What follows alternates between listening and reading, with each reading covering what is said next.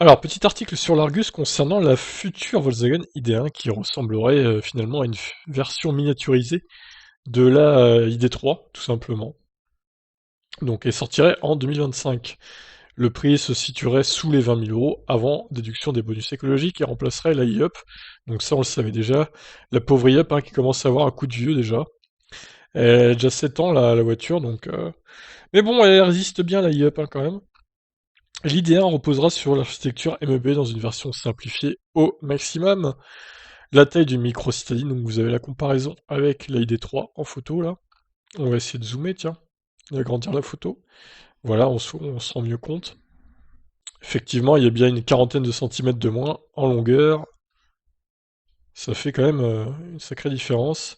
D'après les enquêtes Car Magazine, cette future ID1 s'appelle eXity en interne. Son format se rapprochera de celui de la e-up actuelle, mais avec un style inspiré de celui de la ID3, plutôt que des Volkswagen normales. Alors, ce serait une 5 portes donc, comme on voit sur le design là. Il y aurait deux batteries, une 24 kWh et une autre de 36 kWh, des chiffres forcément en retrait par rapport au modèle à vocation familiale du marché actuel. L'autonomie maximale pourrait tout de même approcher les 300 km avec la batterie la plus grosse. Toujours d'après nos confrères anglais, il faudra attendre 2025 pour découvrir la version de série de cette ID1, après un concept car montré en 2023.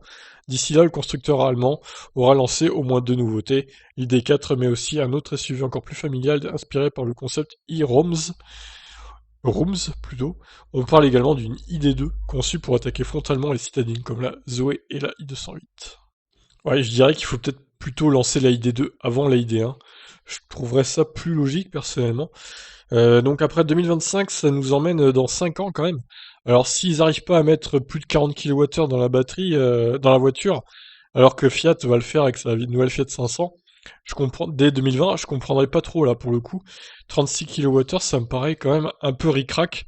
C'est à peine plus finalement que la e-up actuellement, quoi.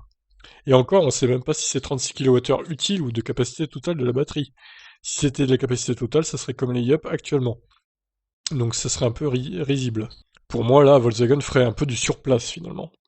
Non, je pense qu'il faudrait au moins 40 kWh, voire 45 kWh de batterie dans cette voiture en 2025.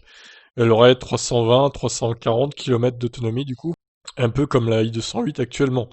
Vu que la densité des batteries va encore s'améliorer dans les années à venir, je pense que c'est pas inenvisageable, je veux dire, de mettre une telle batterie dans cette voiture. Voilà. Donc, en tout cas, on attend de pied ferme la ID2 aussi et la ID1 donc qui arriverait en 2025. On verra après ce que ça donne niveau de tarif, c'est toujours pareil.